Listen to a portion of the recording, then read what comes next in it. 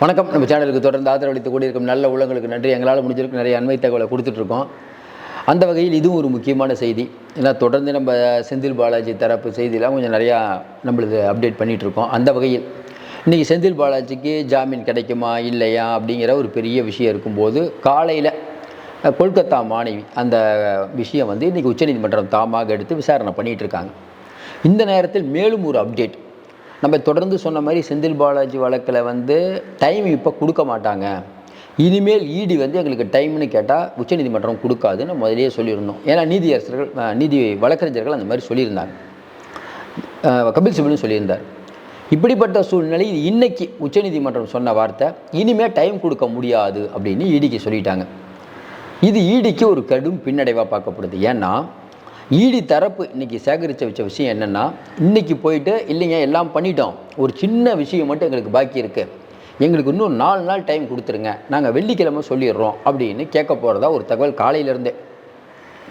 சரி, அப்போ என்ன நடக்குதுன்னா, செந்தில் பாலாஜி தரப்பு இன்றைக்கி வெளில வந்துடுவார், பதவியேற்பெல்லாம் வரப்போகுது, 22ஆம் தேதி பதவியேற்க போகிறாரு, ஏன்னா முதலமைச்சர் வரைக்கும் சொல்லியாச்சு, எல்லாமே கூடி வந்துருச்சு, அப்படிப்பட்ட சூழ்நிலை சீக்கிரம் வரப்போகிறாரு அப்படின்னு ஒரு தகவல் பரவலாகவே வழக்கறிஞர் மத்தியிலையும் இதை பற்றி தெரிஞ்சவங்க மத்தியிலையும் செந்தில் பாலாஜி வெளியில் வந்துடுவார் அப்படின்னு ஒரு தகவல். நீங்கள் கொஞ்சம் யோசனை பாருங்கள்.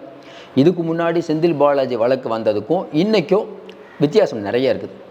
போன தடவை தீர்ப்பு சொல்கிற நேரத்தில் இடி வழக்கறிஞர் வரலை, துஷார் மேத்தா, அதனால் தள்ளி வச்சாங்க.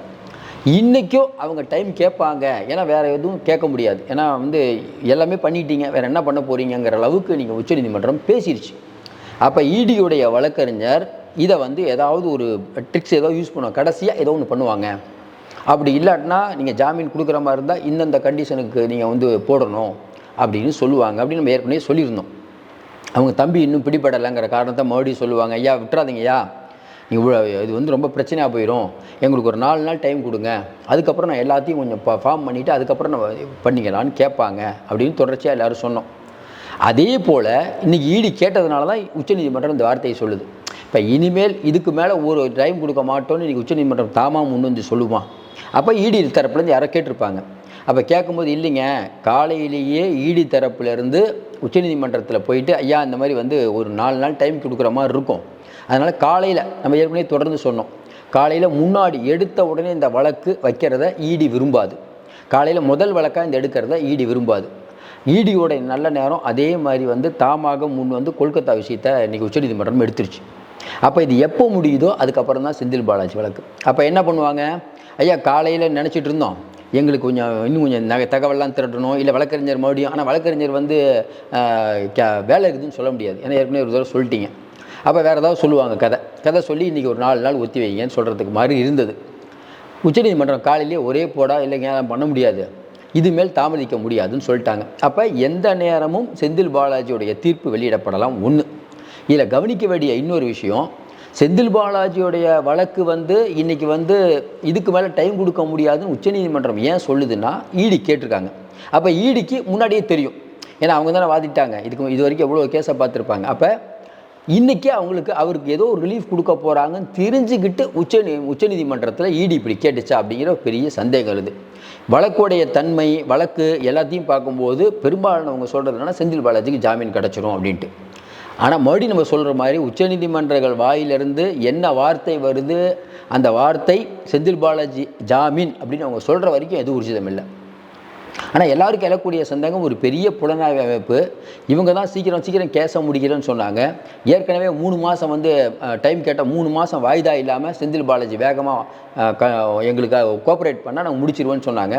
அப்புறம் ஏன் ஜாமீனில் இவ்வளோ குறுக்கிடுறாங்க அப்படிங்கிற கேள்வி எழும்.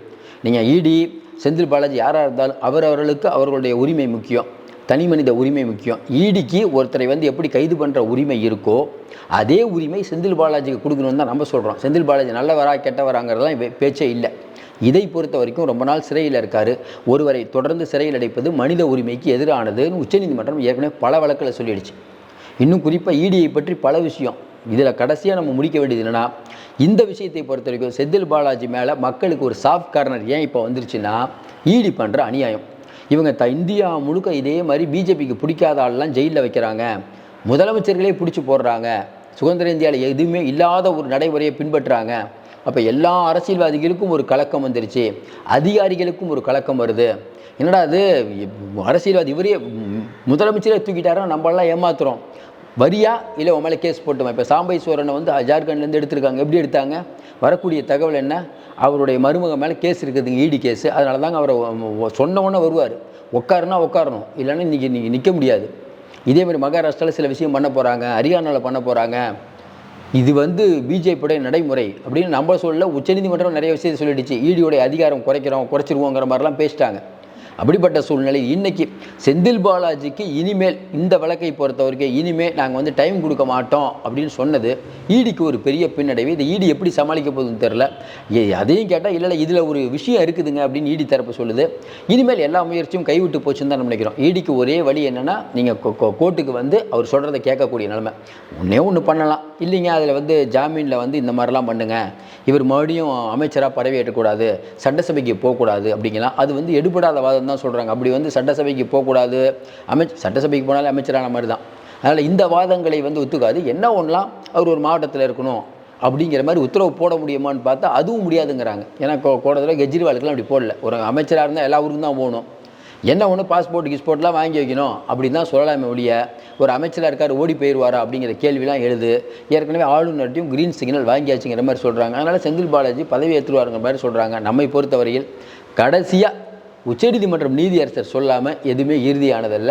நல்ல நம்பிக்கையுடன் காத்திருக்காங்க. ஏன்னா இப்போ என்ன நமக்கு என்ன கோவம்னா, பாவம் ஒரு வருஷமாக இருக்கார், அவங்களுடைய ஆட்கள்லாம் பரபரப்பாக நீதிமன்றத்தில் காத்துட்டு இருக்கும்போது ஈடி மறுபடியும் வந்து டைம் கேட்டதுன்னா எவ்வளோ பெரிய அநியாயம். விட்றதுனா விட்றேன்னுங்க, இல்லைன்னா இல்லைன்றுங்க. உச்சநீதிமன்றம் தெளிவான தீர்ப்பை அளிக்கும்னு சொல்லிட்டாங்க. இருந்தாலும் தெளிவான தீர்ப்பை அளிக்கும் தான் நம்ம நினைக்கிறோம். மேலும் அப்டேட்டோட உங்களை சந்திக்கிறோம். மீண்டும் சந்திப்போம். நன்றி, வணக்கம்.